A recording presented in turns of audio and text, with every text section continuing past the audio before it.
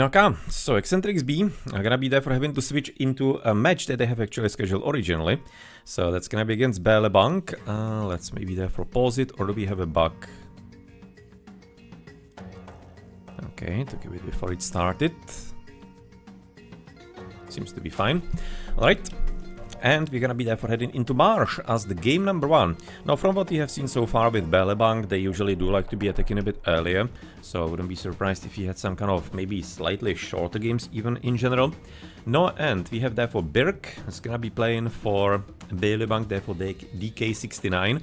And he's gonna be playing with right now the Freyr. It's gonna be plenty of Norse in here in this team. He is gonna be on the pocket position, making somewhat of a sense that he's gonna be in that spot as all the way through bottom. He's gonna be playing with Matthias Stora, who's gonna be as an Isis. That's a bit curious. He's gonna be having Freyr pocket, Isis on the flank. We'll see. No, kind of far away walling, but nonetheless shouldn't be entirely too complicated, because against right now the map is really kind of funny with a huge pond in the middle as well.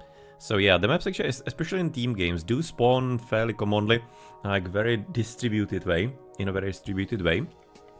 You kind of blocked way as well. Through the top, last one for the team, that's gonna be Thor Osmand. You can see going for the armory build in here, already protecting the gold mine in there. And he's gonna be facing against the hard-ass QB. It's gonna be right now the new player in here. 192 to 37 are gonna be the numbers in there. Anybody's guess what they're actually supposed to be meaning. No, and for him, bit of a forward gold mine in there. You can see not gonna be working upon securing it with the temple itself. I guess it's gonna be just some kind of further military buildings after. Into the pocket, we are playing with Ironside as Kronos. Seems to be having some decent gold mine here to the backside. And the last one to the bottom will be Negasa. And he is gonna be it again with Loki, the same as he was in the previous match in that game on Midgard that we have already streamed. Also, could be maybe saying slightly forward gold, but not entirely by much. As you can see, he's gonna be having a bit harder time properly walling it off. He's gonna be having to use this, and otherwise though it's not gonna be probably that horrible, because it's still far away, and it's gonna be a massive blockade between him and his opponent, if they're gonna be therefore wanting to clash early. No one else is gonna be now maybe leaving the point of view on him and his economy. Let me therefore correct the Twitch scoreboard or information what we are right now streaming in here. So that's gonna be Group D, yes, round 7. Eccentric B are gonna be there for the option. Whereas Bank is gonna be the first team.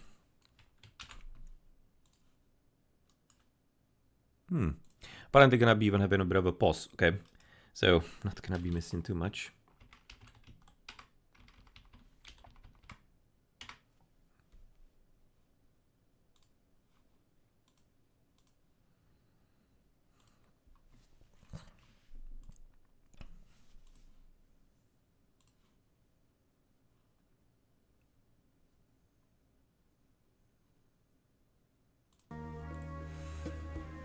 No, so we have to be also at this point hoping that there's not gonna be some kind of bug, because in, for example, the Age of Empires 2, there used to be a bug way back, where if the game was paused, it didn't necessarily have to be resuming, but I'm not entirely thinking that was a thing here. Maybe there could be sometimes a problem if there was an out of sync, for example, that could be showing like a game pause and stuff, and in the end it wouldn't be. But seems like this is not gonna be the case, so I'll continue in here, all fine. As unfortunately we also do not see the chat in-game, but well, that's something that we never had in AOM, unluckily. I really wonder why they removed it after Age of Empires 2. That was one of the better features that you could be having as well. Collecting, of course, a few of the piggies here in the middle. As far as the advances, you're gonna be there for getting the Kronos into about 330. And, okay, all the way top side of construction on orange. Dropping, of course, the first rather. Still, the temple could be same, but he's gonna be, of course, losing a few Hersers, or one Hersers potentially in there, as he's already trying to advance into about 420. It's not too bad, so therefore he's not going directly for so many upgrades early, and for such a slow upgrade in here with the temple forward. But, well, as you can see, it's not gonna be entirely so much of a super quick one. He's gonna be almost through. The time shifting is, of course, taking a lot longer. Ever since, what is it, like a few months ago, the patch. that prolong it into like 40 seconds, right? Isn't it? So we're gonna be also getting ourselves an early prosperity. That's gonna be begging a question if maybe that's not gonna be there for aiming for a second TC here for Matiastora. That is not entirely all that clear. Berg on the right side, he is gonna be so far not entirely rushing the ages too much. You can see he's gonna be advancing at about 5 minutes almost, 450. Walling coming up, just so that in case maybe the opponent could be wanting to go his way. And with the time shift finished, he's gonna be trying to head home. And that's gonna be some maybe small opportunity for Osman to even destroy it, because again, still half a minute. But it doesn't seem like he's gonna be having enough units for that, as he is gonna be first having to deal with the Prometheans of the enemy. And therefore that could be also signaling a second TC coming up for the Kronos. That's gonna be the classic build that we are seeing so commonly and so often. Evolver Mine build, by the way. And actually that's something that's becoming quite a bit popular lately. Again, used to be a thing in the original. Then for novel, for like a whole year and a half or how long, it didn't used to be a thing on Retold. But now it seems like people have decided that it's again gonna be a useful thing to do. But otherwise, just a bit of a chill game so far, nothing entirely too super major. Looks like it may be all the way southwards though, as the second TC here for Matiastora. No, and well, Negasa is gonna be trying to do something about it. But we have too many villages and empowerment, so there's not much of a good expectation of the disruption here. Not at all. Okay, QB getting right now ready with his defenses. First archer range, probably needs to be also at least, should be walling at least like here, a small part. So it's gonna be harder for the opponent to really push through. No, and Undermine is gonna be currently coming through. Unfortunately, it doesn't also have the bonus as, or kind of like the damage as it used to be having against, for example, TCs under construction. That has been also nerfed a few months ago already. No, and that's gonna be there for meaning that maybe Negasa didn't know, doesn't remember, but it feels to me he was probably casting with that in mind, trying to destroy the TC, and seems like it's not gonna be the case. And we'll be having another pause here. Seems like it may be some real life issues in there, in the room, rather than anything else. So, yep, having to be right now be patient with the players. So what do we have here as the relic? That's gonna be Kopesh of Horus. It's a bit interesting that if you're gonna be paused, you can't be getting tooltips for whatever reason. It's an odd feature. Can say right now hero bonus damage against Mythic is actually pretty useful. Definitely will be recommended to pick it up. Wuhao, oh sure. Movement speed for the ranged units. Dwarven and Horseshoes on the other side, another hand, that's gonna be a really nice bonus. And addition, as the game is outpost, and therefore text of Imhotep for the building time there. It's a low-key super relic actually. Really should be doing the counting for that one day. And Chocolatl, that's gonna be superb for the 4% extra HP for everybody. Looks like that Berg is gonna be therefore trying to claim the mid here at least a bit. Looks like at the top side the Thor is gonna be fine. Yeah, not much of a continuation in there in any kind of way or fashion, as Iron side is gonna be trying to head in with apparently probably 1 and 1 therefore on the military buildings. Yes, yes. Absolute basic and standard, yet he did manage to get the temple home. Half the hit points, but still standing. That's the important piece and part, I guess. Now, and all the way to the bottom, Negasa is going for the cavalry. Does have also the longhouse, just in case it's gonna be needed for some country units.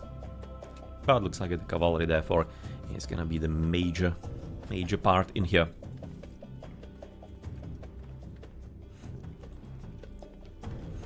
Guardian Hill Fort is gonna be finished, no problem. This could be somewhat of a slight issue. Maybe could be sending right now at least a few units right now to help out, because the Hill Fort is pretty much done. He's gonna be apparently right now sacrificing like one of the villages in here. Some walk time, sure, but we still do have the spy, so that's gonna be well visible for the enemies, and still will be some kind of secondary opportunities down the line for the raids.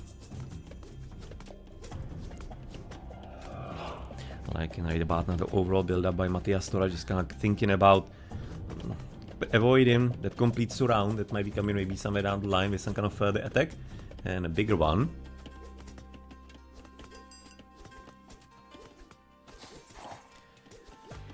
No, and seems like it may be a bit more of an activity is gonna be taking place all the way upwards, as Osman is gonna be currently having to face off, not together with his teammate with Berg, against Ironside, together maybe with QB, but it looks like QB so far doesn't entirely have as many units. He does have though interestingly upgrade into Elder Cyclops, Wouldn't necessarily expect that to be coming through here all that quickly, but nonetheless, there we are. And for the armies, that's gonna be much better currently for the Danish. Well, Belebank, 85, but like 30 more than the opponents from Latin America. And on the villages, also some kind of slight edge here for Danish. They seem to be at this point on a bit of a good start position in game number 1. We're of course gonna be, as always, playing all 3, since we are in the group stage still. Playoffs are going to be beginning, not sure if maybe next week. Next week should be still finishing out the group stage matches, but that depends, of course, how many there are going to be left and how important they are going to be. Because I think the first and second spots are pretty much all decided, and will be after today. Even here in this division, so it feels to me that maybe next week could be already finishing off the group stage and possibly even some quarterfinal matches first coming up. But we'll see, I guess, about that soon enough. Once the results are gonna be in after today, for example. No, and will we have some kind of heroic age, for example, for the ISIS on the way? So far, maybe. You can see right now gold is there, food is also increasing, so it feels like that, yes, in about 2.5 minutes, maybe 3 minutes, we should be having heroic age at this point already. At this point, he was also able to return the villages to hunting, and doesn't seem like there's gonna be too much of a complication for those villages anymore. And you can see the army about 50 population limit more currently for the Danish. That seems to me they're gonna be able to really keep the opponents basically at bay.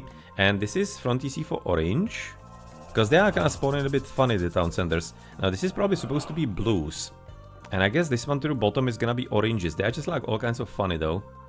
So we can kind of take a guess, but whatever the case, if you're gonna be holding this TC, you're gonna be practically effectively blocking us this well, or this one as well.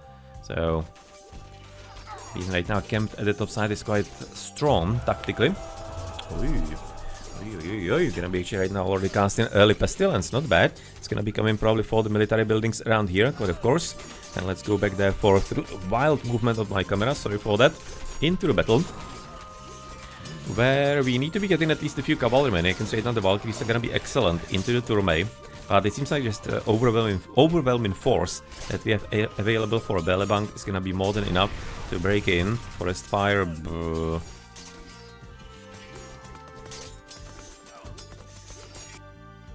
Wow, no clue.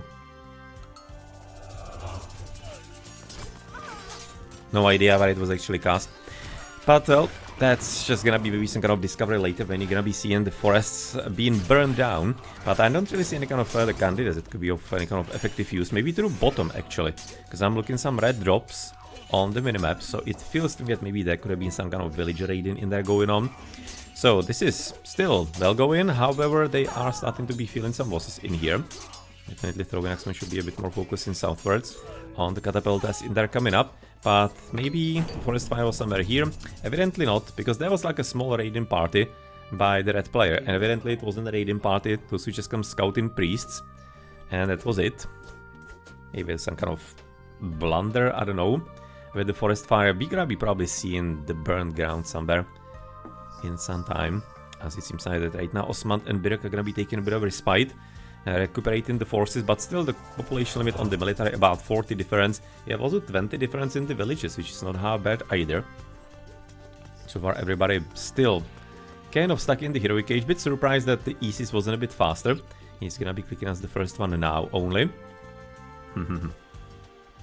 Loving right now the attempts to be as quick about it as possible.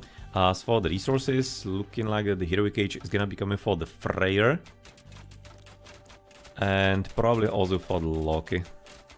You can say now the Hades also seems to be having the resources, so a few heroic ages should be and will be coming up all the way southwards.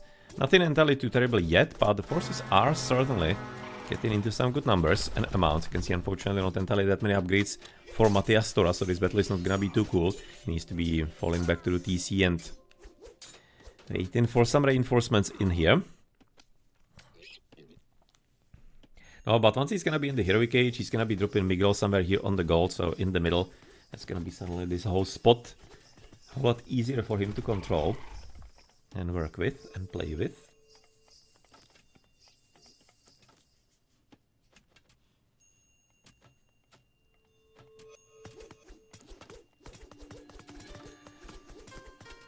What do we have right now comparison here? ISIS is gonna be at about 60 population limit, whereas the Loki is gonna be at some 75 maybe. So there is some kind of stronger army if they're gonna be having opportunity to really use it for something though. That is the huge question. And now the important piece. Matthias is gonna be attempting to drop the what is it, Migdol, but he doesn't have a Pharaoh nearby. So it's gonna be taking quite a long time. Potentially some kind of opportunity for Negasa. How to maybe disrupt the gameplay. Getting a troll, it's a bit of a shame, maybe if he has gotten himself. You know, the Ainear, that could have been a different story. But with the Antis also coming forward from the Isis, yeah, that seems like he's gonna be having to fall back. And first, Migdol is gonna be there for secure. And second, he's gonna be having some decent chance, maybe somewhat of a not inconsequential counter attack. So that was something that could be potentially at least a bit useful. But getting even into the priest in here upwards, so that we can protect at least our mid unit here a bit. But frankly, with all the ancestors around here, not entirely certain he's gonna be having too much of a reason to believe that he's gonna be surviving with those anyway. So as this is right now on the way, and on the way all the way to the top side, we have already destroyed the TC, which is not entirely too much of a surprise, frankly, considering how well set up it was here by Berg and Osman, as we have also a few Rams, because he was having the hill fort from the Asgardian, and good power from the Freyr. No, and looks like that Blue is gonna be there for pretty much dead, without at this point too much of a chance for the Heroic Age then, even though he was having the resources before. And, well, can be even right now supporting that with some further flame weapons, for example, if need be.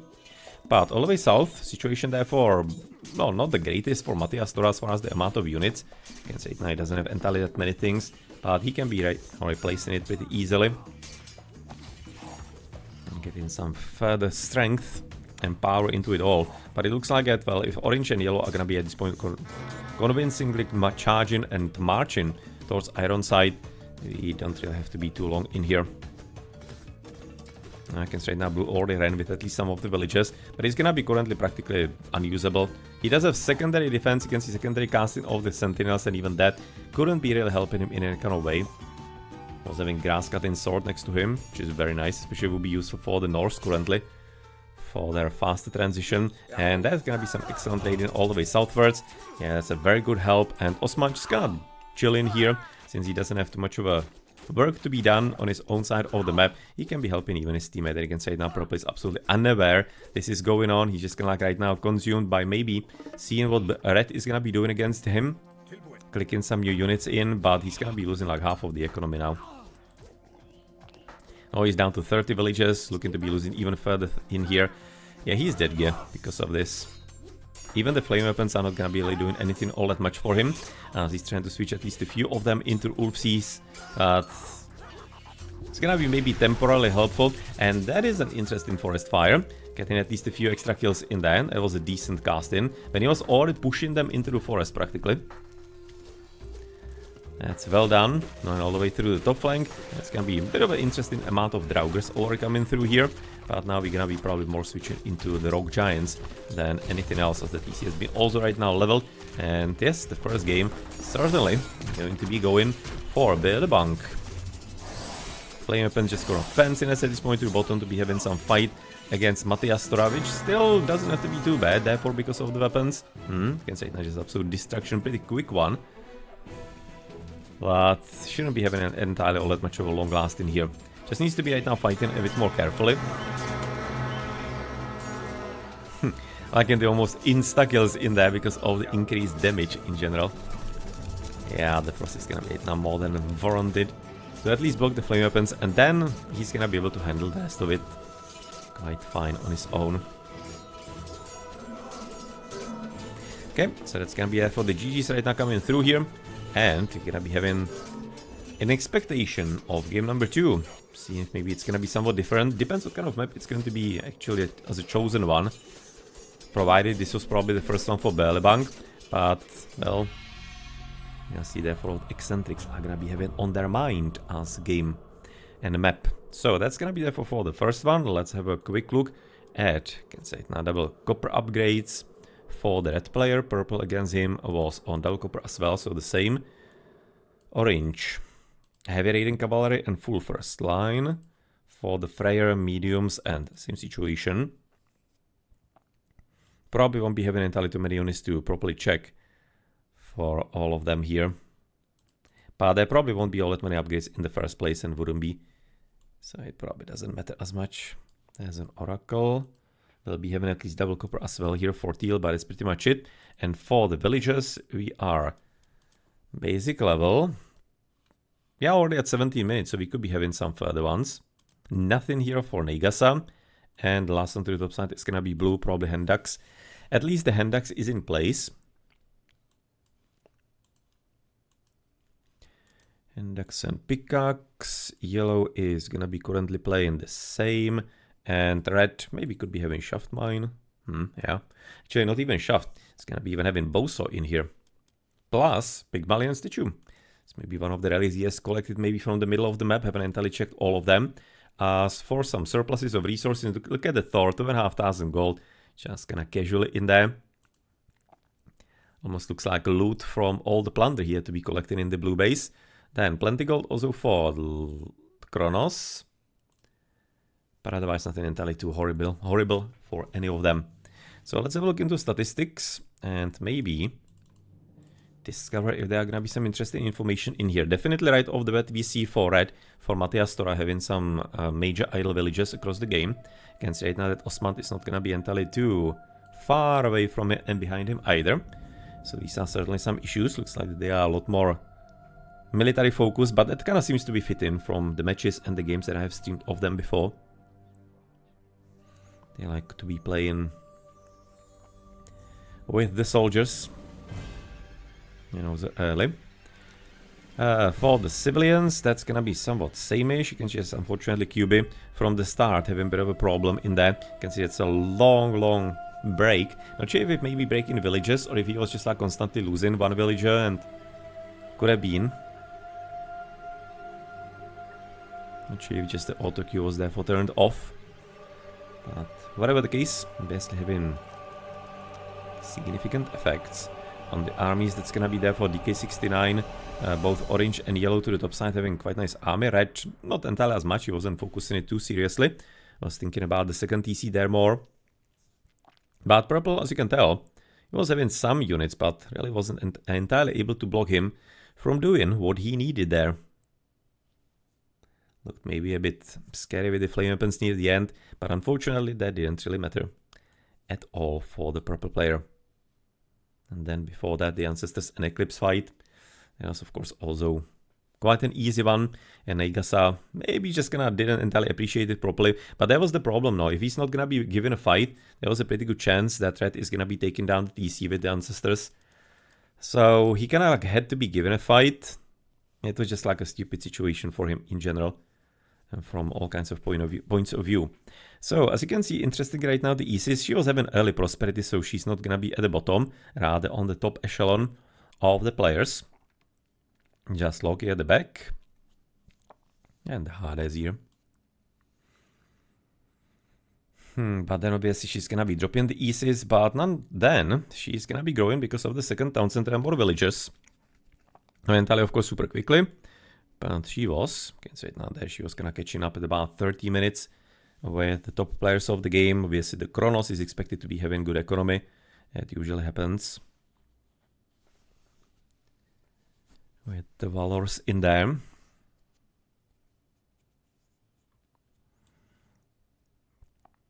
And near the end, there we go.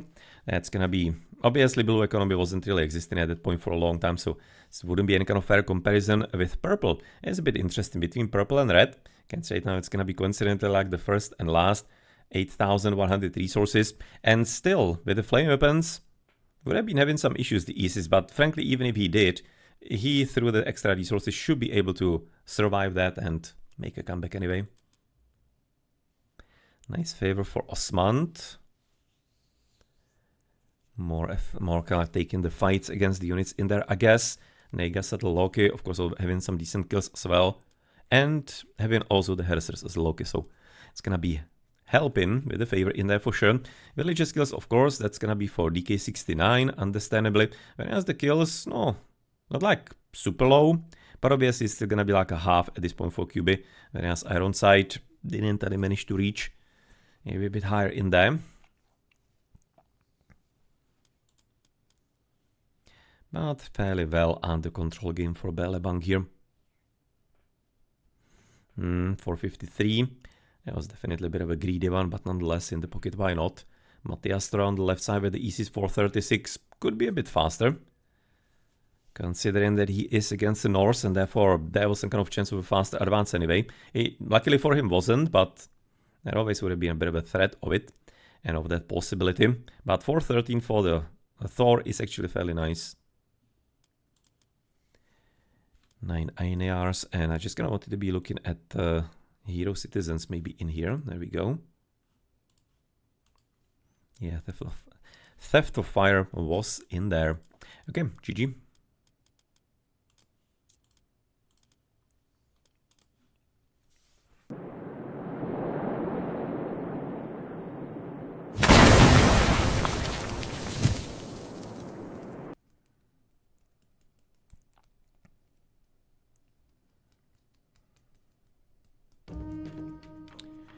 Okay then, so second attempt on the Tundra. For this time it's gonna be all working fine. And you won't be having any kind of connection issues. So, civilizations will be of course the same, just a bit of a different orientation for the players. Otherwise we have like the same matchups on the flanks as well, or not. I don't remember at this point anymore, because sometimes it can be switching around as well on the map. But mostly it shouldn't, but I remember on some it does. But I guess mostly should be expecting same situation against the Iron side with Kronos therefore healed to the right flank. He's gonna be facing off against Osmand with the Thor. Pockets are clear. Now and on the other side it's gonna be Negasa with Loki, and he's gonna be battling against Matiastura with the Isis. So that's gonna be somewhat of a matchup from the last game as well. This time they're gonna be having a lot more open field amongst themselves, or between themselves, as the last game was maybe a bit easier for the defender. So therefore for Belebang, that means Matiastura. This time if he's gonna be wanting to go for second TC, he's gonna be having to go there. I'll be certainly recommending, if he's not gonna be scouting well enough, and knowing that the opponent is slow, which as an ECZ potentially could be scouting decently, just dropping some obelisk and seeing about the build, and how quickly he's gonna be going through, then I'll be maybe thinking army first, at least a few spearmen and stuff, and then potentially the second TC will be a bit better course of action, just to make sure. There's also gonna be a bit of a question if maybe the Kronos is gonna be this time wanted to be dropping some forward temple. Again, in the last game we didn't, but there's also some kind of question what kind of point of view we have even seen with the drop. Because of course the game still continues like after a drop for a minute. And if you're gonna be there for getting, for example, POV of like the dropped player, then all the other players are not gonna be doing what they should be, right? So it's gonna depend what kind of spectating we have also seen in there. Okay, so we're gonna be where? At about 2 minutes. So we should be starting to possibly advance, especially with the Chronosis maybe. If you're gonna be looking at purple, then yes, he's getting ready. We'll be there for, this time seems to be going for like the villager faster one. Or is it? In the end, it's not gonna be entirely all that massive. No. It's gonna be, yeah, a bit more of a standard one anyway. Aha, it won't be because he doesn't have a temple. Aha, okay, so this time he's gonna be there for a bit later. I'm thinking that last time he was about now already going through, so that's curious. There's some kind of slight difference in here. But now, 330 coming through here, half a villager there built. Whereas for the opposing side, it's going to be there for the Kronos in, and for him, he is going to be taking a bit longer. But I'm thinking that's similar to what he has done in the last one. So maybe right now clicking the advance anyway. Into, will be interesting if it's going to be there for Prometheus, or if maybe he's going to be wanting to be a bit more adventurous with Leto. Lately we have seen such build orders as well into automatons. There we go. It's gonna be 413. No, could have been certainly advancing quite a bit quicker. I'm thinking if he maybe, I was kind of thinking if he doesn't want to be finishing the villager, but in the end he has decided to do so. So it was a bit slightly confusing in there maybe. But no problem. There's gonna be some kind of small hole, maybe on purpose for some kind of movement. And temple is gonna be deconstructed. So somewhat classic. We do not have right now the forward temple here from Iron side. So it's gonna be heading from home. And only just trying to delay Osmand with the early Hersirs, which is kind of like an interesting choice if you're not gonna be going for the forward temple then, because at that point it's not entirely too relevant. I mean, like, sure, you're gonna be having one Hersir less, But that's something that he can be therefore absorbing pretty well, in my opinion. I don't think it's gonna be anything that's gonna be disrupting his gameplay. The whole point is that if you will be having the Prometheans there, you just gonna don't have the opposition. Even though Herses will be having low attack in the Dark Age, or in the Archaic Age, it is still something to annoy you. No, but well, nonetheless. Already done. And there we go. That's gonna be Osman therefore through. Obviously will be right now not having the Herser to just gonna instantaneously put him to rest, but it's gonna be not entirely a question of too long here. There he goes. That is the first one, and that's gonna be the end of this little adventure for purple. We can therefore have a look into his base, as he seems to be going for double and one. Okay, double military barracks and one counter barracks.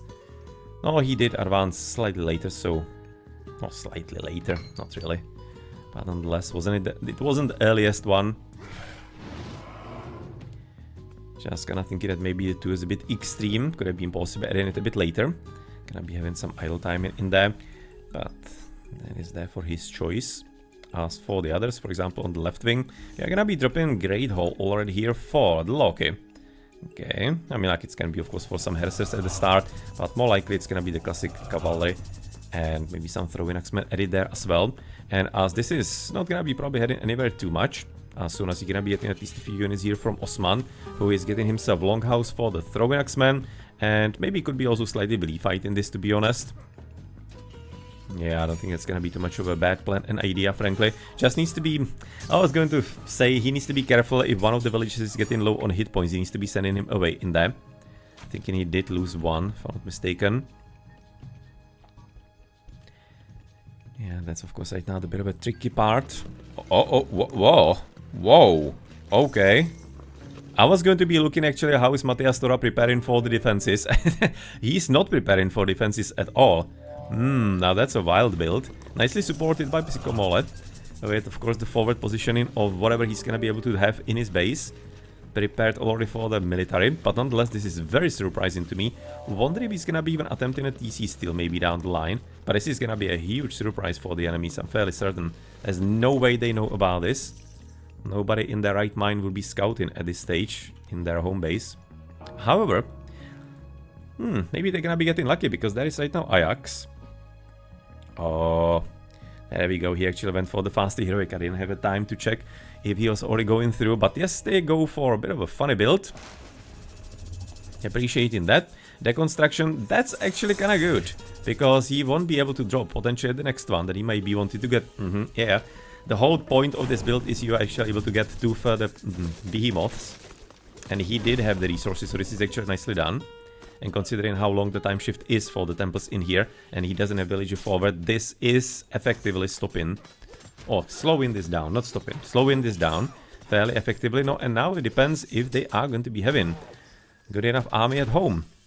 Nothing too huge at this point, unfortunately. Throwing away the Cyclops. Not throwing away the Cyclops.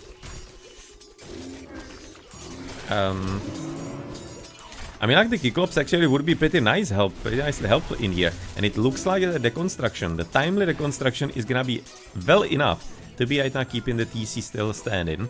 Excellently played. As, frankly, even if the Cyclops, for example, was helping out here, I don't think he will be able to destroy that, but they will be a lot closer with maybe even just normal units able to finish with that.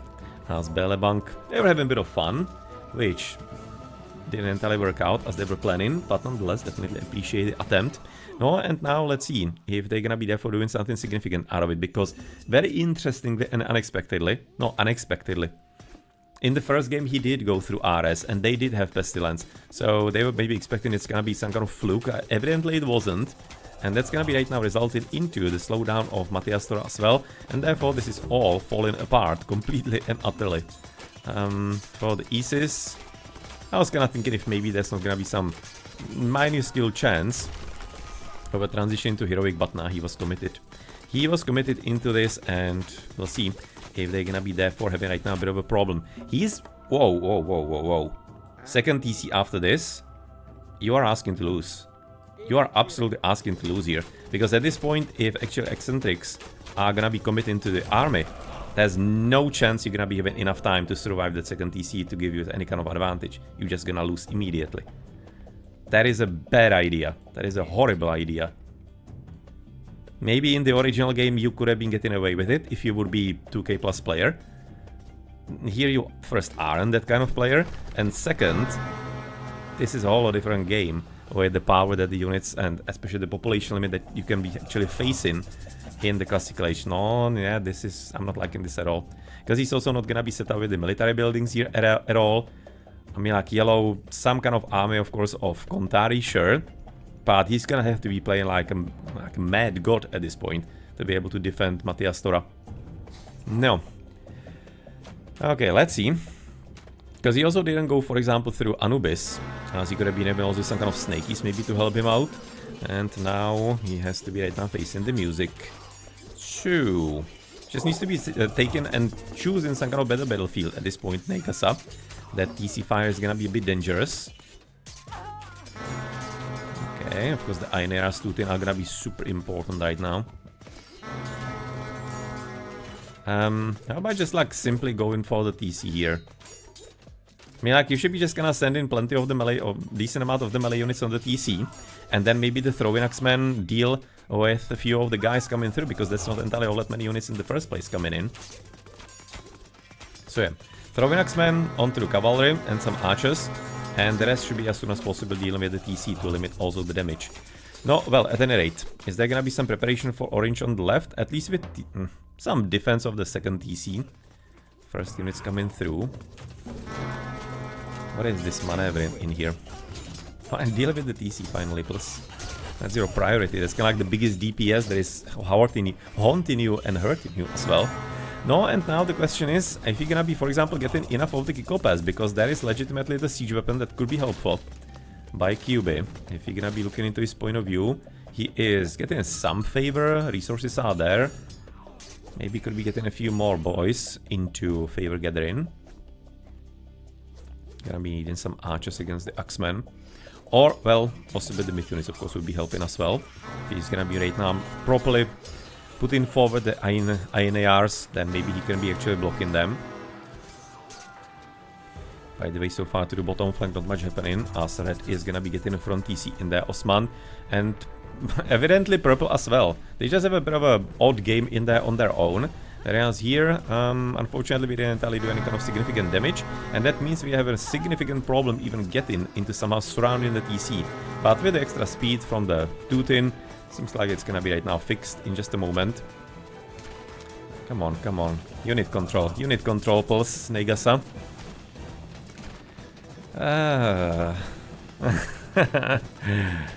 I guess he was probably doing something in his base. I would be assuming he was, I don't know, switching villages into different resources. Will be the most likely explanation. No, as he kinda said, Matthias Tora is of course gonna die here. The second TC was just like a immediate red flag in there. In the situation he was going for it. That wasn't a proper idea. But it's actually surprising how many people do that. This is not the first time I'm seeing it in the last few weeks. Definitely not. Most people a lot of people are having this kind of idea. I think they are seeing it in high-level games. But the problem is that high-level players, they can be affording doing such kind of nonsenses here and there. If they're gonna be playing against similarly skilled players, there are two options. One option is that the other players are gonna be playing similarly, because plenty top-level players will be defaulting to the second TC as well, even if they have advantage, and they're not gonna be pushing it in the classical, because they are still kind of tunnel visioned from the original, because in the original it was the better play. Here it really isn't. Here it's just like very often much better if you be fully committed into the classical age, and sometimes people do it, but if it's a game that at least a bit matters, they're gonna be a bit more careful. So the second TCs make more sense there. Whereas on the low levels, I wouldn't recommend it ever, because you just are not gonna be as good at defending, and at that point, this happens. No, this is a great example of why this game. Okay, get trade in.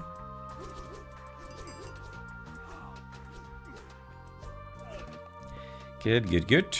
And all the way to the top side, there's gonna be some cleanup of orange.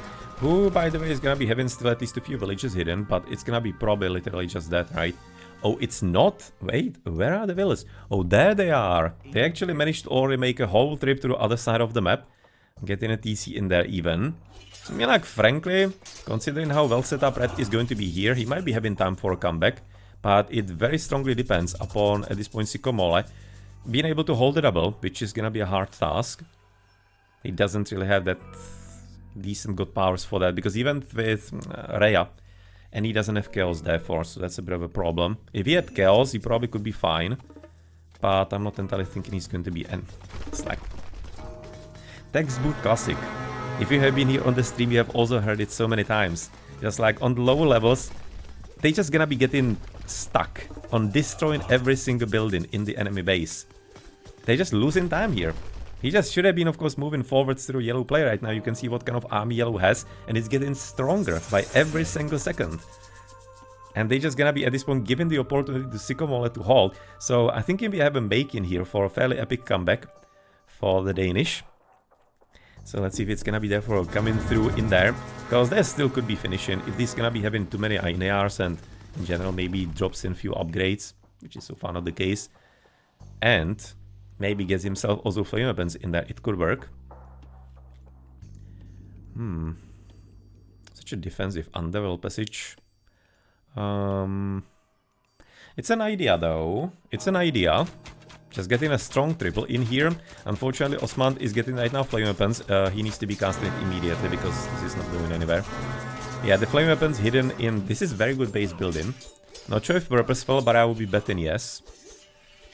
He's gonna be able to exactly hide those boys in there. So yes, he's giving himself time. No, and now what to do next? We don't have Egyptian with 3 towers anymore, so that's a bit of a shame. He could be helpful that way, but at this point, Matthias Tora can't entirely provide anything useful, really. I wonder if maybe some Axemen would be at least useful against the Hersirs here. I think it's gonna be probably better for him to try to get into Heroic Age now. Yeah, getting the Neftis I think is a bit better choice, because he's gonna be having some impactful god power, he does have the resources, and then getting the Migdal, that's a better course of action, I agree with him. Gonna have to be hoping that the hold is gonna be coming through here. No, and yellow, what is he gonna be doing? Second TC by the way for Matthias Tora, so that he can be quickening up his comeback, which is good choice. That's a pretty good experience coming through here. So after that blunder earlier, at this point, this is a bit better. Continuation of the game for him and from him. Where's blue? Okay, top side. Going through the underworld passage here still. You don't entirely have too many upgrades, it feels to me, at this point for the bottom team. That's kind of like one of the problems. The construction is definitely right now making tons of sense. At the same time, there would have been a pretty strong argument of maybe deconstructing, for example, this a bit earlier. Maybe that could have been also a play. Not sure if we had the favor for it.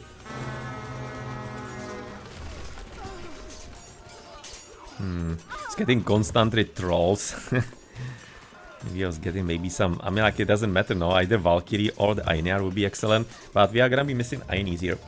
He needs to be just gonna produce him more and more. So I'm thinking favor shouldn't be a concern. Wow, 185... Sorry, 181. It almost looks like he might be waiting for second flame weapons there for after. But nonetheless, should have been having more Ainears in here in the mix. And in the battle. At this point can be even getting the piggies, of course, as well. Yay. And we're raiding at this point into the villages, but it looks like it's not gonna be entirely too super deadly, considering all the reinforcements that are coming through for Osman. So all good on that front. But otherwise, you don't entirely see too much of a yellow army. So you have got an extra TC. Looking into his base, we are... Is he Mythic in? No, he's not. Okay, I was gonna think if maybe he's gonna be in the Mythic almost, and he's waiting for a Vortex. But evidently not. So I'm a bit kinda confused in that. Maybe they are expecting that they're gonna be coming back and attacking from the top side again. Maybe that's like the worry for them. No. Looks like the Heroic Age is therefore, of course, effectively in here for the Isis, and Matthias Tora is gonna be having an opportunity for his Ansis to be helping out at least a bit. Didn't seem like they were actually needed as much, though, it felt to me. Because it seemed that Red wasn't too low on units, and he was holding rather well. I don't think that was necessary. You can see all the way through the top side, there we go. No, and maybe this is actually the whole plan. Maybe he was waiting here because as a team they decided they're gonna be pushing to the bottom and therefore forcing the army to go out here and attacking at yellow. Maybe that's a whole part of the plan here. Feels to me that it might be. That's actually kind of next level plan if that really was the case. Extra TC finished in here. Raiden party here by Psychomole. Devil Copper and Bronze as well. For the armies, you're gonna be a lot higher for the Danish by about 100.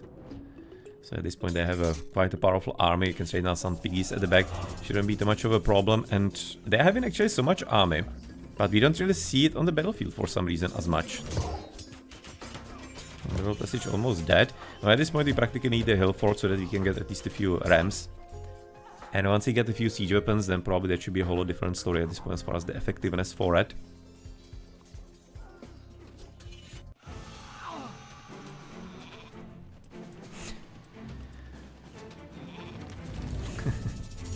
It's actually so random right about now the Aine are stolen here for the Kronos. Now it's obviously not entirely too helpful because, I mean, like, look at that. 3.8 speed, he's gonna be currently slowing down his Raiden. So, yeah, not entirely certain that was actually too much of a good idea for him. But all the way bottom, we have already built a Miguel as well for Matthias Tora, who currently will be getting a few camos into the mix, and even, for example, some bronze upgrades. How many villages does he even have? 80 already. That's one hell of a comeback right now. Again, he didn't entirely lose all the villages. He was still having like 30 villages when he got destroyed in his home base, so he still ran away fairly well. But that speed with which he has come back into the game is pretty impressive. It is pretty impressive indeed. No, talking about the siege weapons, of course, seems like that currently Purple is gonna be a bit faster about it with the destroyers. Can I get the Mythical Age so far not being researched, but probably will be coming a bit closer somewhere sooner. And this game, frankly, this should be already victory for the Danish. But I guess we just need to be waiting for them to actually do it before it's gonna be all done. Because you can see right about now quite a nice build up by Purple all across the base, as far as the palaces, for example. So he does have plenty to get destroyers and potentially even some fanatics once he gets into the next age. But that is the question. He's actually through... What is he advancing through? He did advance through Rhea. Okay, so he can be getting fanatics even now already. Maybe he's gonna be getting that upgrade. So probably could. That is not a bad rate. No chance to be getting even into the manor in here. The construction right now well done, so that's alright. Just kind of really confused why he's still insisting on the Ainear in there. It's a bit interesting for the early boost. Once he's gonna be too thin, basically easier to surround maybe the villages, and maybe that's the idea why he's keeping it with him. Maybe. That probably would be a bit more efficient without him as far as the speed goes. Oh well, and the camels obviously not gonna be having too many upgrades, but at least the double basic is pretty nice here for Belebank. And looks to me that right now the gameplay is a bit falling apart for Ironside as well. You can say now population limit on the army 120 better for the Danish. And as you can see about 18, 20 population limit better currently on the villages as well. So that's somewhat neat also. It basically means that we have about like 60 population limit on the villages for eccentrics, which is not entirely too much for 22 minutes of the game time. But yeah, looks like this is gonna be there for a bit of a done deal. Whereas there's a counter attack happening and taking place all the way into the middle, into orange. Maybe does he have some kind of gold for mercenaries? Doesn't seem so. It's actually anything all that impressive. But yellow is gonna be having pretty solid army at home. I mean, like, okay, focusing apparently only just on the ranged units in here. Not too bad. Maybe at least some kind of slight delay in here with that stolen Manticore. No, and just needs to be at this point going for a few of the Kero Ballistae into the mix, so that the archers can be dealing with the heroes, that's fine. But yeah, the Keros just need to be peppering the archers in here. DC still standing, 239 hit points. Maybe the Kiklops is gonna be able to finally finish that. Seems like that he might. Hey, there's the repair. Ah, too close. Too close and too late in there. Needed to be there like a second earlier. But nonetheless, defense apparently successful in here, which should be, of course, pretty bad news currently for Eccentric B. With Belebank to the bottom, advancing fairly powerfully. Osman having a good game.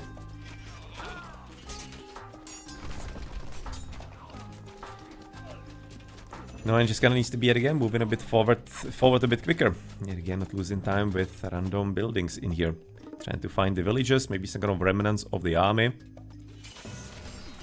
Maybe even could be taking a TC, possibly. Oh yeah, he could. Look at even the favor. Not even getting any kind of myth units. He has probably didn't build a single myth unit during the progress of the match.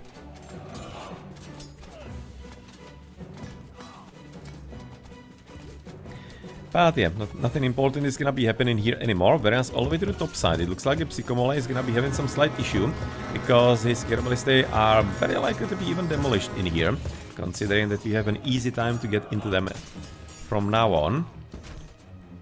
No, but looks like the reinforcements, for example, with the Kontari are not gonna be too low in amounts, so therefore they're gonna be probably able to hold. Just needs to be getting maybe a few heroes against the Ionis, but well, might be even just destroying them on his own fairly fine. 8 speed Valkyrie with all the boosts. Yeah, seems okay. Seems like Psychomole is gonna be able to survive this no problemo. Even interesting right now, place top side for the gold. Maybe could be already switching a few villages onto another one. There are plenty, of course, available across the map.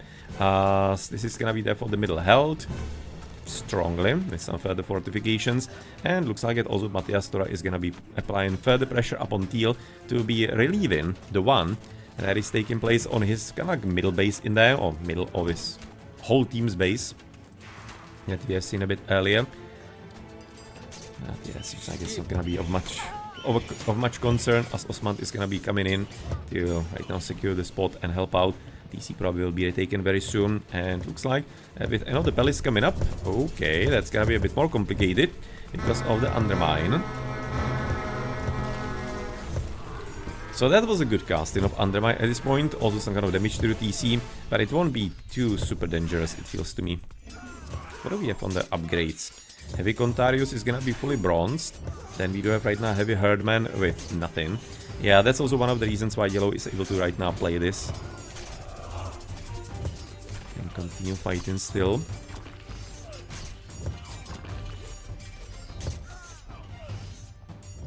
Okay, looking fine-ish. And do we have something to the bottom happening? Not entirely too much, as you can right now developing or cleaning Ironside, literally cleaning him, but way too slowly, sorry. Not too soon, rather because he needs to be just heading for the TC here with the main army, instead of taking all kinds of side quests on everything that he can find here. Just needs to be consolidating and being a bit more of a serious threat to the enemy.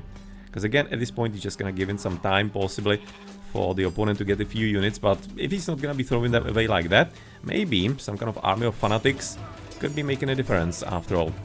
Heavy Arcus, but yet again, nothing from the armory, and for the opponent, it's gonna be already bronzed.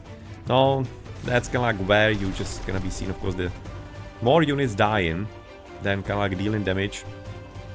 So it seems like that maybe he's holding, but in reality he's actually slowly losing. Because of just kind of using too many resources as opposed to his opposition. Hey, Mythical Age through Helios. So we're gonna be maybe jumping around here. But nonetheless, you can say now Eccentrics are not giving it up still. At almost half an hour of game time here of game number 2 on Tundra.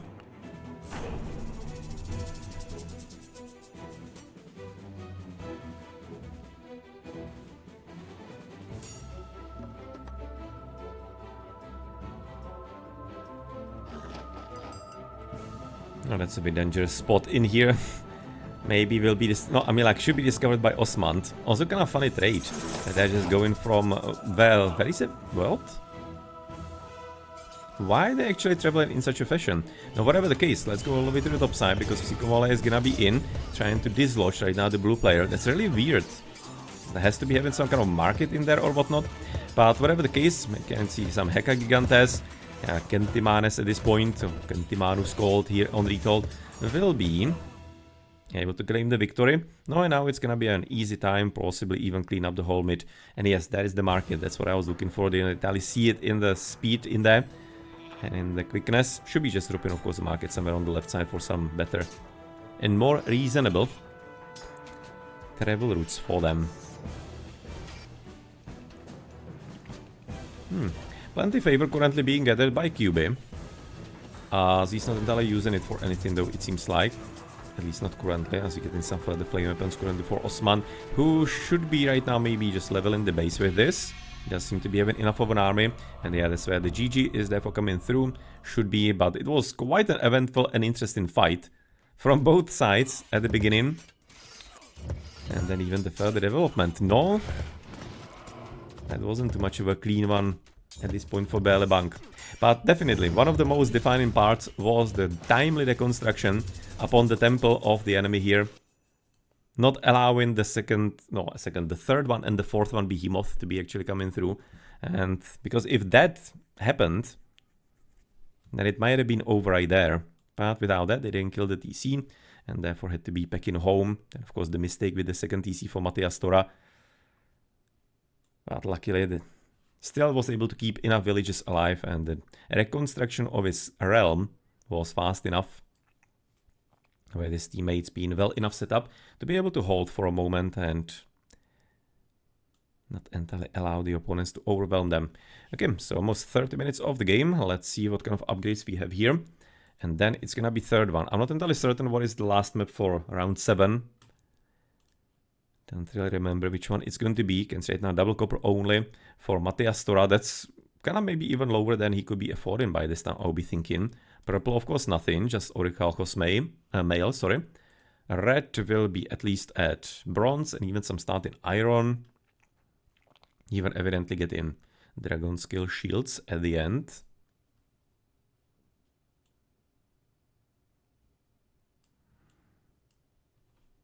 Is there something teal? Still. Just caravan without coinage. No, because there is not Mythical Age, there was literally just Psychomole in the Mythical Age.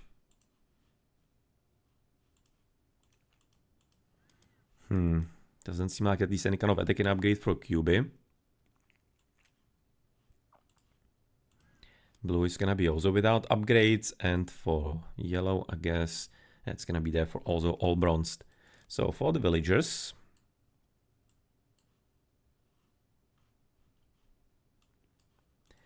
there is some kind of economy running here. Second level's full, that's good. Camel Caravan, of course, without coinage, because it can't be having one. Red player will be just a pickaxe. That's maybe a bit disappointing. That already could have been and should have been a bit better. For orange, he is going to be on the first level and irrigation. Yeah, we could have been trying to focus on enduring the kind of grey booming. Could have been focusing on that as well. And for purple, he's going to be first level. That's not entirely too surprising. Even though actually for him, maybe it could be. Because he was having for a long time like a normal game against Osmand. Until pretty much the Underworld Passage came. So yeah, maybe that could have been also slightly better upgraded. And for teal, there's going to be some remaining villager in there. It'll be just then ducks. That is, of course, a big problem. Not the lack of upgrades at this point, especially for eccentrics. It's, of course, one of the major reasons for the final success for the Danish. So Sycamore, tons of resources extra on his account at this point. Didn't entirely mind too much because I guess it was just like effect of the late game. Then nothing much there. And can see few resources extra for iron side, but nothing entirely too bad. You're just already losing at that point, so didn't entirely have opportunity where to spend it in the first place. No, and for the Kronos in yellow, he was actually quite often just camping with his army. So I'm thinking he might not be entirely having too impressive statistics military-wise. Gonna be somewhat curious about the kills, for example, for him.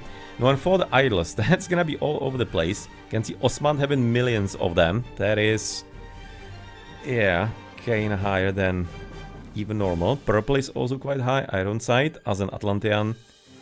Yeah, you can see right now how much of a chaotic game it was, because most of the players are just having absolutely insane idle villagers. Like literally everybody. Maybe teal here near the end was fine-ish, or the second half of the game to be precise. It's much better, the early stages problematic.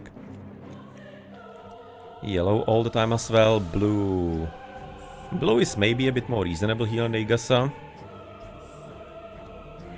Orange is also kinda common, but a bit lower than the others, I guess.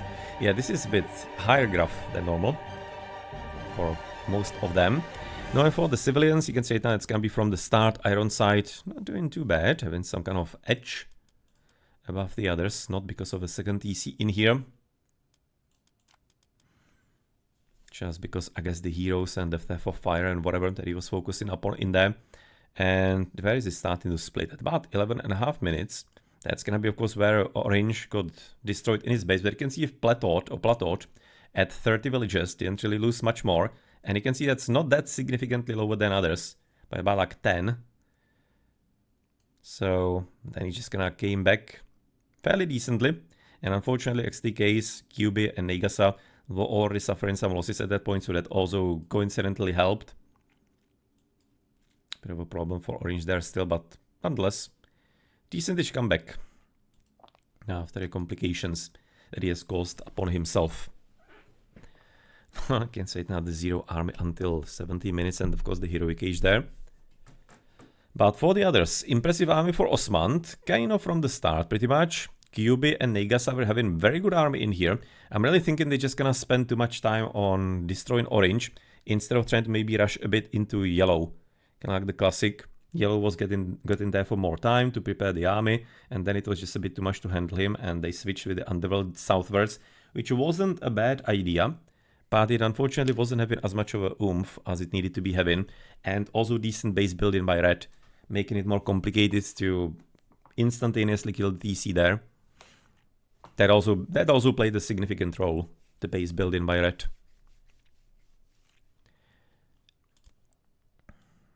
Yes, kind of like a spread of buildings around him with all kinds of pathways and whatnot complicates the game for the units quite a lot.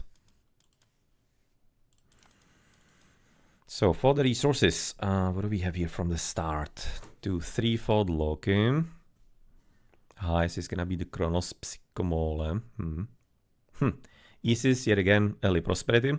Gonna be therefore putting her on the same level. Then she's gonna be obviously dropping and now dropping more and more, especially since she was maybe a bit attempting simply the forward build. Forward build with Eggy is definitely something you're gonna be seen in every game. But the idea was actually fine. It wasn't a bad idea at all. No, but then you can say it now. It's kind of like economically not entirely too high up, but the Egyptian doesn't necessarily have to be if he's gonna be Migdolin.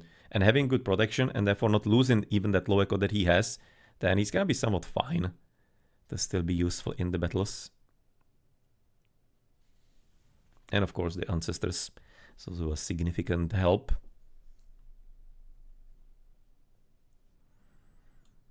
No, and near the end, we are gonna be there for having what? About double the economy pretty much. Osmand to Matthias Tora and also to Kyubi, for example, here.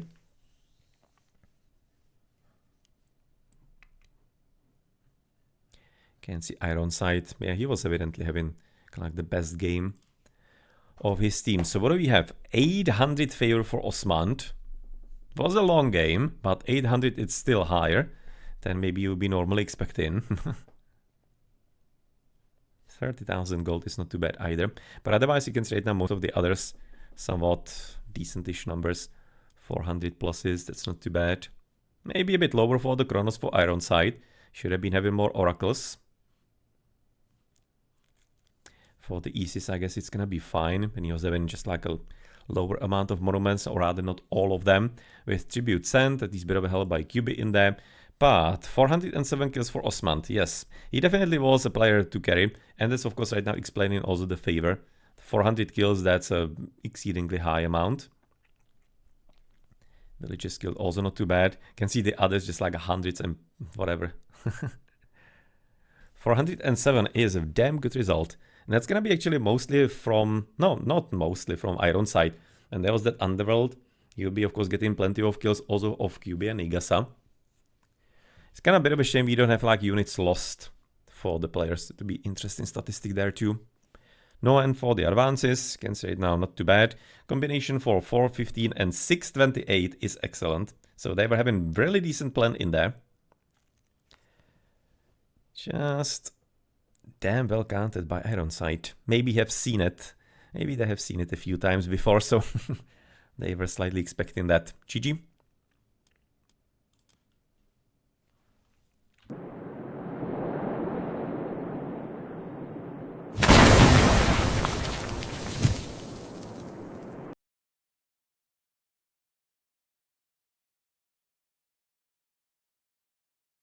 So therefore Watering Hole is gonna be the decider for round 7, and then of course therefore have the players chosen to play with here.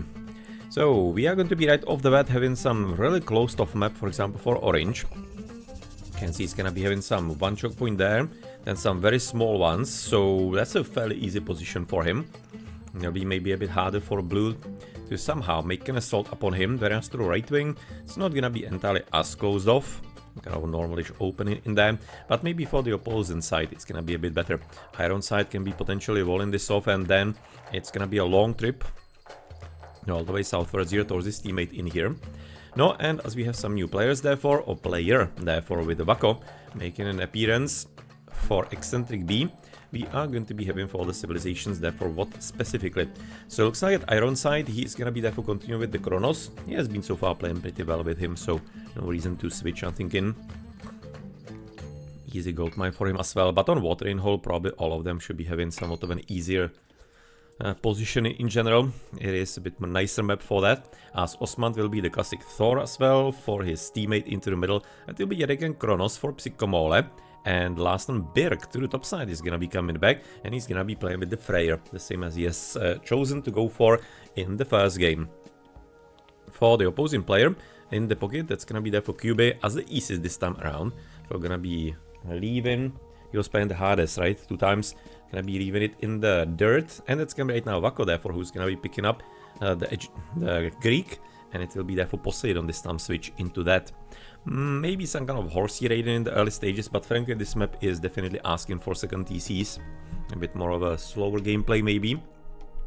So we'll see if they're gonna be agreeing with that. Would be very surprised if, for example, in the pocket the Isis wasn't going for 2 TC fast heroic. And well, on the other hand, you can see the Kronos. It's anybody's guess, could be potentially moving with the Temple somewhere forward, just like for the classic Prometheans, but then unless they're just gonna be going again for some kind of fun stuff, as they did in the last one. Like yet again some attempt upon fast heroic at the 6.5 minutes. This time it's some kind of Norse support. I can just gonna see some kind of triple like that maybe. But if that's not gonna be happening, then yeah, also second TC for the Kronos is thinking the preferred option in there. All the way to the right, it's gonna be a bit more curious, for the Freyr, because Iron side probably will be wanting to attack him a bit earlier. So there's a bit of a question if he's gonna be wanting to chance a second TC earlier. You can say that's gonna be already back temple. Again, doesn't have to be meaning much. Can be just gonna again for the Prometheans, then he's gonna be heading back and second TC. Kind of the classic temple for Berg, just gonna ask him to be deconstructed, of course, as soon as he's gonna be getting finished. It's gonna be right now also easily visible for purple. Yep, sees all the information that he needs to. No, they don't even have to be showing it properly, because I mean, like, we have the line of sight, so they don't have to be even put in on the fog of war in there for this, I guess. No, and who is advancing as well? So the Kronos will be 318. The other one is already not going to be through, but rather that was the Poseidon 3, of course, quick. Then Thor will be 4 minutes approximately, some seconds above. Kind of classic build for Osman today. He has been doing that regularly, and of course didn't manage to get the Herser. Unfortunately, I didn't notice if he was already making the Herser in there, because if you know the build, you can potentially get more efficiency by basically deconstructing it at the moment when he's gonna be having the Herser from, like, I don't know, 3 seconds from finished. Kinda same as with the fishing boats on water. You can kinda potentially make it a bit more proper if you're gonna be counting appropriately, or not even fishing boats, can be even just kinda making it with 3 RMS. Then once you get into the classical age. So yeah, good idea always to be having some proper timing in your mind, as it looks like at Wako it'll be already all over Osman. Let's see if he's gonna be there for having some success, but since Osman is not gonna be too slow, then don't really expect that to be too much of a success for right now blue. Stable ready. Not getting any kind of favor, so maybe not gonna be going for the somewhat lately classic build with the Centaurs. So a little bit upwards. You can see Prometheans so far having somewhat of at least decent effect, as the Freyr is gonna be in the next age only now. And he never actually even managed to finish the temple there. Oh well, that's a problem. So because that means of course no Herser, and that means that the Prometheans are gonna be having longer time for effectivity. Sure, I guess. With the basic 8 points that we have here, there's of course no chance for the Promethean to be toppling it and putting it down. But this is, at this point, just a bit of a chaos right now by Birk, maybe. He's having low hit points. Yeah, that's actually not great. How's it looking with his resources, by the way? Pretty fine. He should be getting himself like a second Ulfsak, exactly. No, actually, this is still the first one, by the way. But could have been getting like a second Ulfsak just for safety in here. Don't think it to be too much of a problem. Where the Promethean's almost dead again. And since the opponent has already gone back with his own temple, he is this time not gonna be heading for the TC, interestingly. Who is gonna be the easiest into the front, which frankly is fine. Considering there's definitely not gonna be any kind of attack against him early in the pocket position, then no problem whatsoever. I'm just gonna a bit more curious maybe what's going to happen with yellow. Because yellow so far isn't doing anything all that much else. Ah, he's actually really heroic again. But at the same time doesn't feel like he's gonna be having as much of a support for his shenanigans with the behemoth, sorry. Huh.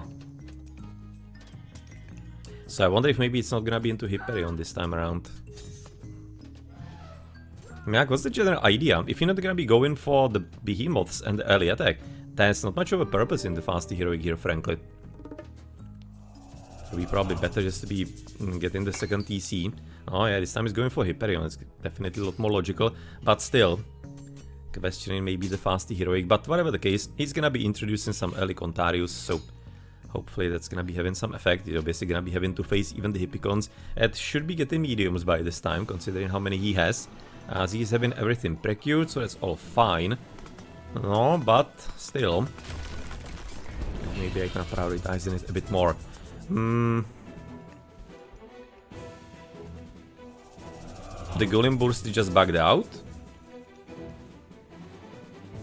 That Golem Burst just bugged out, didn't it? Well, good job, game. That's some kind of very specific situation where you're gonna be probably casting. I'm not entirely certain how though. Or did it maybe just like get immediately killed? But that would be probably having also the animation when he's disappearing. Because I was kind of thinking if maybe it's not gonna be something like the Neva walls, that if you're gonna be attacking them immediately, you insta-destroy them. So I wonder if maybe that's not some kind of similar mechanism in this, possibly. Hard to say. No, but that's not entirely ideal. At minimum, it did serve at least a small purpose, because it forced Vako to be a bit concerned and run away. So I guess it wasn't completely useless in that. With a bit of a help, at least with early satyrs. Appreciating that in here from Sycomoleb. But looks like maybe this defense is gonna be already at this point sufficient. No, and do we have something else going on that's gonna be of concern and interest? So far not entirely too much. Red seems to be at this point also fine defensively. Of course, I guess the Asgardian Hillfort maybe was a portion of that too, but military buildings not entirely too many of them, and still the amount of units is not entirely too super impressive. We do have though some kind of advantage for the Danish team. But it's gonna be, I guess, mostly here because of Orange, because of Osmond. But the advantage is not entirely too huge. Village-wise though, that is a whole different story. 20 more villager population limit is basically like quarter more economy for Eccentric B. Second TC for the Kronos for Ironside. Third one, by the way, for QB. Now, considering how the game is developing, they don't really need him, so he can just gonna chill on 3 TCs and get the echoes flowing in here. Yeah, the ceasefire is gonna be prudent in here.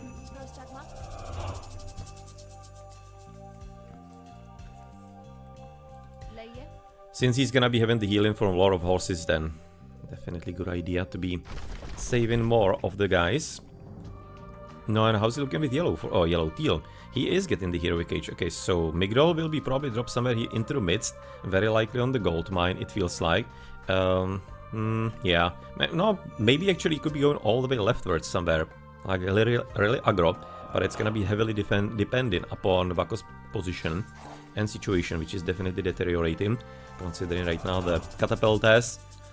And some kind of herdman. Yes, also some kind of herdman at this point from Orange. So I guess you're gonna be fine here in just a moment. But yeah, the Migdol, I guess it could be probably a bit more aggressive, because at this point it seems like that Eccentrics are gonna be a bit more careful. With right wing, maybe Birk is gonna be trying to test the defenses of Ironside, who is basically just waiting for him in there. But, oh, okay, yeah. I was going to say if he's not gonna be retreating soon enough, then he's gonna be surrounded. Luckily he did see the advance from the south. No, and this looks like it. Maybe it's gonna be a bit more of a careful Migdol. I'm actually kind of thinking that maybe he doesn't even need to be protecting the gold because of how the battle is going. Maybe just gonna better drop it somewhere about here. But it seems like he's gonna be, in the end, deciding to be even going further, which also nets him a gold mine. Seems like a decent spot. Protection from some possible god powers in here as well, in position, so it's not too bad. And looks like he's gonna be able to get away with it because orange and yellow, they are just not gonna be doing anything worthwhile. All the way to the right wing, as we are trying to steal the front TC here. Actually not stealing. That is right now Red's TC. They really spawn all kinds of funny the town centers on Retold in the team games. The original game we had a lot more kind of like logical maps from that. But nonetheless, success at this point for him, I guess. No, and we do have medium Murmilos. No further upgrades in there. Yes, medium Berserks. It's gonna be just a copper mail at this point available in here.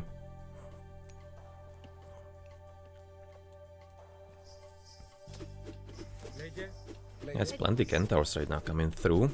Wasn't getting the favor in the early stages, but in the end he's gonna be going into it anyway. Could be right now moving with them since he was rather well microed by the Hersers in there, but the amounts and overall numbers are not gonna be in favor of Eccentric B anymore, so that's gonna be a correct approach to run away. However, QB was maybe, or rather actually, sorry, Belebank. I'm just like so used to Belebank being ahead that immediately when somebody is gonna be retreating, it has to be the other team. So sorry, Eccentrics, actually doing well here, but I'm thinking that the Ancestors were a bit above the pay grade that was necessary in here. They could have been leaving it for some better opportunity, and they would be maybe just breaking into the base with a few siege towers. Then the Ancestors would have been really helpful and effective. But Birk, is he maybe even trying to get a third TC to the south? Maybe he could, because at this point he's actually fairly solidly holding here against purple. Well, maybe a bit faster casting at this point of the forest fire than it needed to be. You can say now the opponents managed to dodge it fairly easily. And Perfezionale, but still this elephant is gonna be getting a bit of damage from that. You can say now he's losing about 40-50 HP. Because even though it doesn't seem so, the damage is still right about now being done here. This is a major mistake and major misunderstanding of how the game actually works. Yep, basically, in the end this forest fire wasn't as bad. But it also looks like the army has been quite a bit diminished for Eccentrics. They didn't really right now appreciate the fight well enough. Now, and Belebank are gonna be having great opportunity for a counter-offensive. You can see right now on the armies, yet again 160 against 80, so basically double the army. And on the villagers, while we do have a pretty huge lead for Eccentric B by about 50 villagers, that's actually really kind of high. No, on the battlefield, it's not entirely looking that evident. At least not yet. Still gonna be probably heavily dependent upon QB. And how well he's gonna be maybe even able to get into Mythic Age, for example. So far that's not on his mind, seems to be thinking about army first.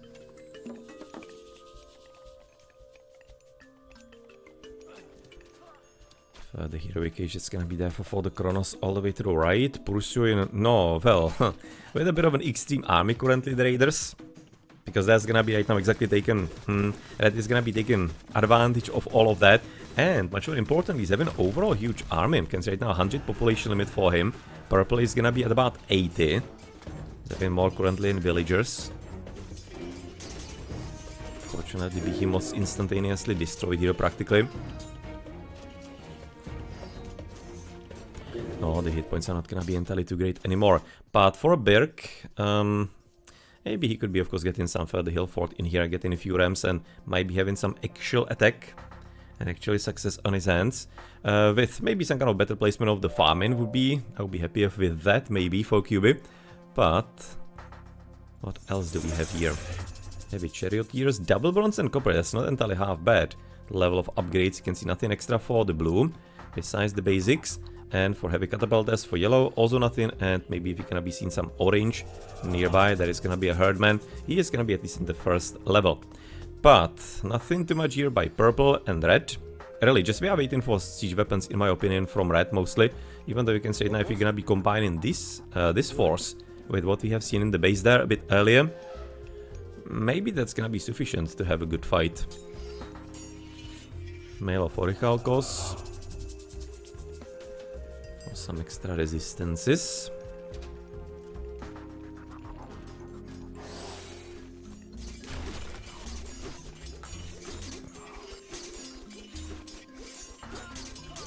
And finally, they are the Rams. Okay, so let's see if they're gonna be enough of a game changer. If he's gonna be able to force some kind of good fight.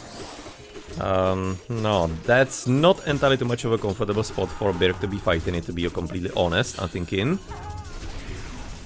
Can't be entirely getting even any kind of assistance from his teammates. So that's gonna be some further challenge. Maybe could have been getting the kills actually here. Might not have been too bad, but they evidently thought that it's gonna be more necessary on the left side. No, and considering what kind of battlefield we have here, it looks like it's gonna be a correct plan. And now comes the question if maybe we had the ancestors now, if it would have been like a breakthrough opportunity for QB and Vako. Thinking they have wasted them earlier, unfortunately. No, and further forest fire yet again, just gonna take in a singe here. It's really something that is a bit tricky in here in Retold. That the damage kinda lasts on the ground a lot longer than it was in the original. And it's not entirely necessarily tied to still some forest and some trees being around there. Okay, so what do we have for maybe... No, well, currently we get into Mythical Age, therefore for QB. I'm assuming he's gonna be advancing through Thoth, that's... No, actually Osiris. I mean, like, usually it's Thoth later. Meteors have been discovered to be pretty decent against units, of course. But Son of Osiris is also quite an interesting choice, because we are gonna be expecting some myth units to be coming through here, especially from Osman. But expectation that Norse will be getting myth units is correct. But at the same time, remember the last game where Osman was making basically like no myth units at all. And he was having, what, 300 favor at the end? So maybe he's gonna be slightly disappointed. That could certainly happen. But looks like that right now the inclusion of the siege towers at this point is fairly natural. So they are looking like they could be breaking through. Also like in the Hydra, even though she's gonna be half hit points, which is not too bad yet. Maybe gonna be growing a few further heads in here as well in the battle. So this is looking not too terrible. Finally gonna be having some more movement space for Eccentric B. There is all the way to the right wing. That is not entirely looking too horrible for purple. So apparently we have the answer in here. If Birk is gonna be able to do something regarding the siege with his Rams, and evidently not so much. And seems like rather it's gonna be opportunity for Ironside on some like comeback. Draugrs, bit of a shame that they may be not Revenants. If they would be, and if you would be kind of like properly targeting yourself, then you could probably get some damage, because at this point you can see if you don't control them, they're just gonna be shooting on the first unit, and therefore the shoot-throughs are not gonna be entirely as effective. Just need to be really positioning them properly and working with the unit a bit, but nobody really does it. Nobody really does it in Age of Mythology Retold.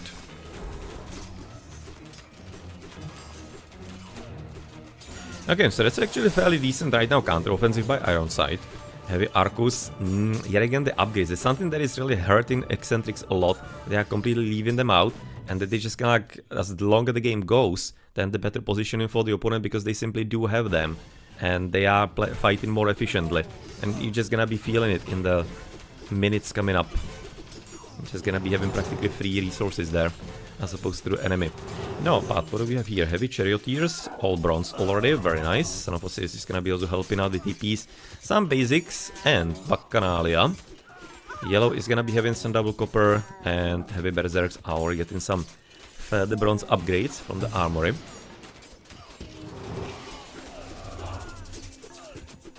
Yeah, that's gonna be a breakthrough at this point here. Oh, is already breakthrough. And Son of Osiris is gonna be supporting that. I mean, like the meteors could have been in a similar way, but now it's not entirely all that much necessary. As who are we clicked into QB, and you can see this game just really fit him like a glove. The first two games he was struggling in there with the Hades, but here, pocket position, 3 TC boom with the Isis, and let's go. Excellent gameplay in here, and really pretty solid. Good boom, good use of the resources, good plan he is having and executing, so really nice again that he's performing with here. And this doesn't entirely look too optimistic for Belebank, that they should be getting 3-0. And it looks like that Eccentrics are looking forward to a victory. So all the way to the right wing though, it definitely isn't entirely all that over. So there's a kind of chance that maybe Berg could be turning it around slightly. He would have to be though pretty quick, because Psychomole and Osmand are definitely not looking too super hot there. So sure, this is maybe some kind of a draw. It doesn't seem like that Ironside is about to be really broken into too much. It's gonna be some kind of threat maybe to the trade if they're gonna be getting a bit deeper in here still. Path all the way to the left side. Yeah, I'm thinking that's a pretty much... No, pretty much. Okay, let's not be super hasty. At the same time, orange is practically without army, and you can see overall 225 against 150. So you can see the resolution. Economy still about 30 villages better for eccentric B. So you're gonna be reaching past 20 minutes. No, not entirely thinking that this one is having as much of a comeback potential as the last one. Into you. Okay, so that's gonna be at this point. No, let's have a look at Osman, by the way, where he is. 78 villagers. Well, that's kind of impressive. He actually still has them, apparently not for too much longer. If he potentially was advancing into Ragnarok, he could be maybe having some chance with his teammates too. Kind of like all in. All in. But now he's gonna be going for apparently Lidl Ragnarok. So therefore just turning villages into Oofsaaks. Suddenly, he has turned actually like 30-40 villages into Oofsaaks currently. But yeah, with what is right now happening here, he needs to be doing at least something. And frankly, yet again, this is one of the situations where it's gonna waste in time and he should be moving a bit faster upon yellow, for example. It's like leaving a small token force in here and a few siege towers to deal with the rest. And then just gonna move forward, but nonetheless the GG is gonna be overcoming, as it looks like it. Also to the right, we are going to be not entirely winning from Berg, and Iron Side rather is actually looking a whole lot stronger in here.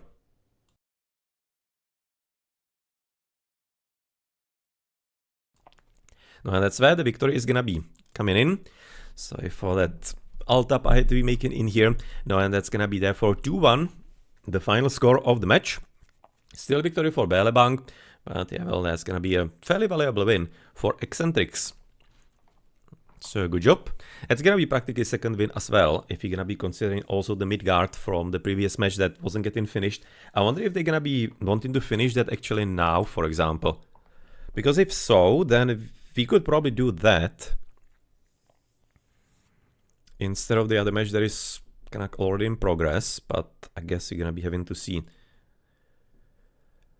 Okay. That's a huge question if they're gonna be even having time for that. They're probably gonna be rather scheduling, but they're gonna be still around here to see the details of that all. But let's finish there for the game here. And some upgrades and stuff. Sigurd the Snake in the Eye. Well, that is of course from Ivar the Boneless. So all bronze currently for red. Purple is gonna be upgraded into double copper. This time, well, they were just gonna having too much of a strength on the left side, but frankly, also teal was having the upgrades this time. Can say now already all iron. It was a very good performance in here. For the blue player, there's some Prodromos. Just double copper still.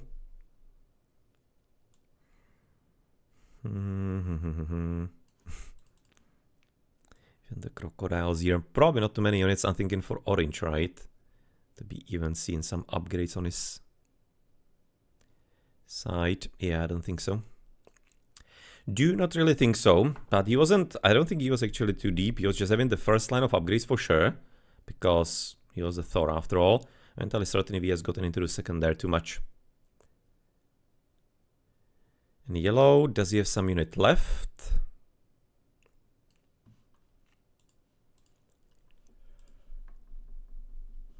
He should be.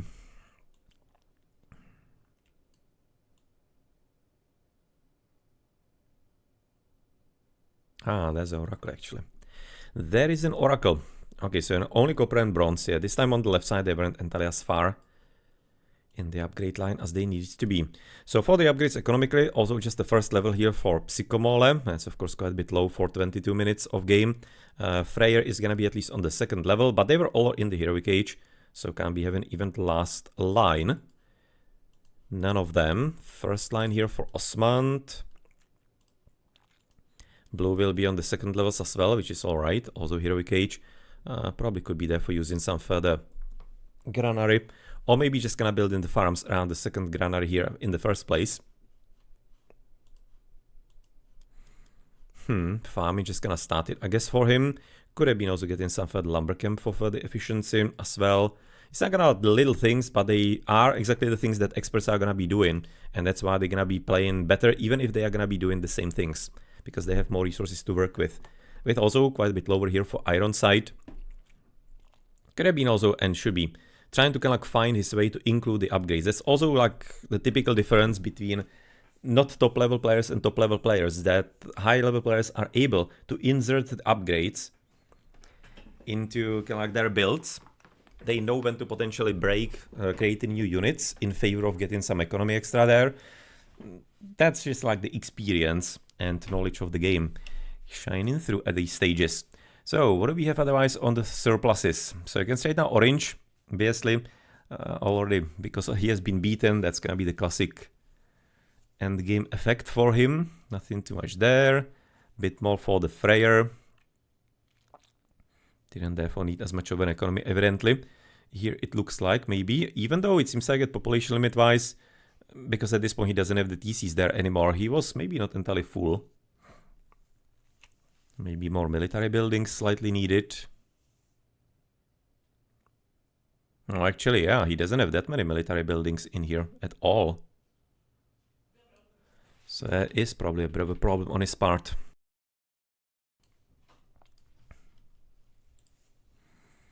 Kronos, nothing. Poseidon, whew, okay. Already floating quite a few. But he was waiting for the Mythical Age. Apparently not having Fortress for some time. And the Isis, a bit more wood also than he needs to. But I guess somewhat fine. Did he actually start with the trade? He did, right? Yes. He was having trade. Doesn't have right now coinage. Yep, neither of them. One cannot. Second should have, but doesn't.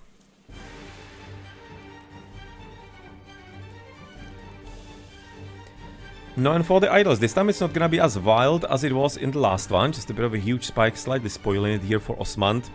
Because otherwise, 16 is not entirely too low. Just spoiling the graph slightly for us and the appreciation of it.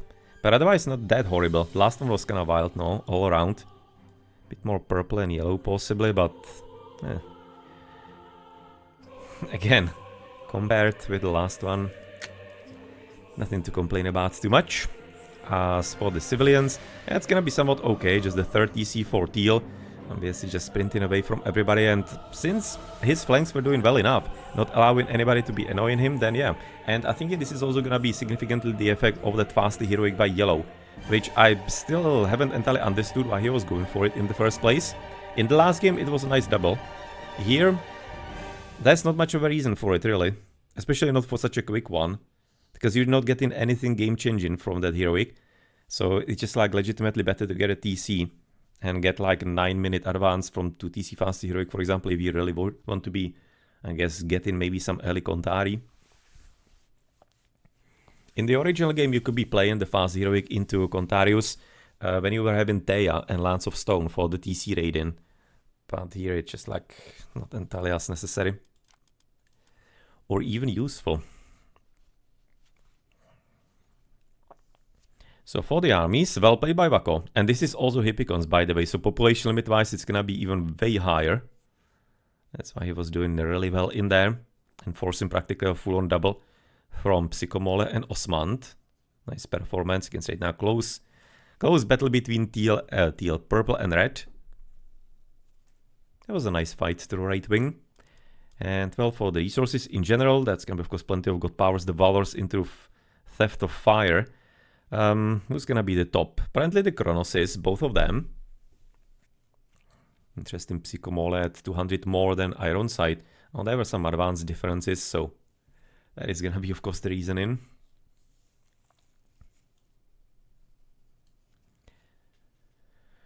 No, Isis already right now jumping up above Osmand even in here.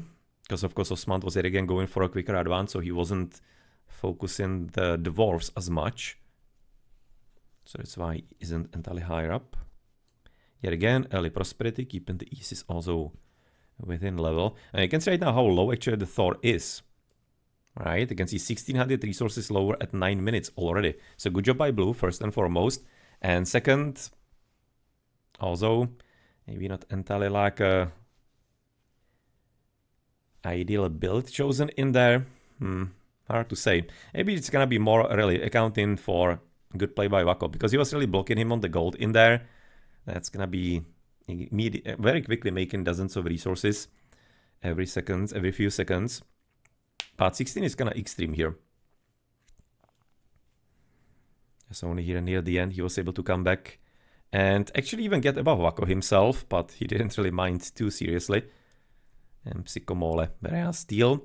Great performance by him, and really as close a fight as it could have been between purple and red. They were having a good fight in here.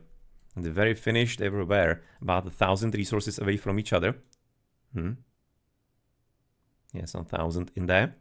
And with everybody in the picture, it's gonna be some 22,000, almost 21,900 more for the Eases than for Psychomole on the other side. Now, that is of course right now the pocket difference. It's too much of a difference in the first place. But yeah, the 3TC build is quite often a bit risky. But this time, he was having quite nice flank coverage, and the enemy pocket just, I don't know. They were having some, maybe, I wonder what they were actually having as a plan in general. Because I don't entirely see it with that fast heroic from the Chronos. I'm kind of thinking we didn't see the proper plan, because he was forced to be helping earlier to Osmand because of the strong raiding by Wako. And he just kind of like wasn't therefore developing into what he wanted to be doing, in my opinion. But yes, I'm still kind of struggling to imagine what it could have been otherwise anyway. Because they weren't really preparing for anything all that much, in my opinion. But maybe I just didn't see it and recognize it, could be. Not like I know everything. Villager Peak, of course, with some caravans already in. Good play. Plenty favor for Berg. Well, there were some hefty fights with Ironside. There was also at 300, which is not too bad at 20 minutes. So that's also including some further oracles, I would be thinking, right? Well, at this point, it's been only one, but I'm thinking that probably there was some point where he was a bit more. Because 300 is not too low. 372 because he was getting Centaurs, so it's gonna be higher, and you can see Psychomole, he never really got into some further oracles too much. That wasn't apparently his concern in this game, which is a shame, I guess. But again, different style, I guess. Good kills by QB. He was certainly right now the kind of like force dictating the whole progress of the game. 732, you can see slower than the last game. Pretty decent fast heroic on its own. But yeah, the follow-up. And for the other advances, for 41 here for QB, quite a bit fine. With 3 TCs, 10 minutes heroic age. No problem. Maybe the mythical age could be a bit faster at that point. He was kind of committing to the heroic age a lot now. Because frankly, it doesn't seem like maybe it was a mistake necessarily. Because Psychomole and Osman, they did combine into somewhat of a decent army that Wako would be having a problem holding on his own. So getting a bit of a help in there from the Ege might not have been too bad. If maybe that didn't happen, you'll be probably heading into Mythical Age quite a bit faster. So I guess okay. 445, GrD build for Berg. But Ironside wasn't really up on him too much. He was just gonna go in for the early temple and that was it. So I guess he was fine there. 445, sure. And otherwise everything else kind of normal. No, I guess congratulations therefore still to Belebank, or Belebank, aka DK69, on their victory in the round 7 of Group D of Mythic Clan League hosted by Deities of Death and the community. And they are therefore having still one match to play, if I'm not mistaken. Let's put the score into 2-1. They should be still finishing the round 6, shouldn't they? They are... No, actually they finished. Because they are having a bye in there, so they're finished in the competition already. Not gonna be advancing into the playoffs, that's gonna clear, that's gonna be Clan Bomb de Briga, and then either Eom Italia or Clan Age of Kings, because they are right now fighting for that in their match. And we're also gonna be thanking there for Eccentrics. Bit of a confusion in their matches today, but hopefully they figure out and manage to play the rest of the other one as well. But thank you for the games, and well, that's the last 2 matches for them to be playing therefore. So good luck into the rest of it. Leading 1-0 against Kagenoto Shibi. Let's see if they're gonna be able to close it up as well. GG.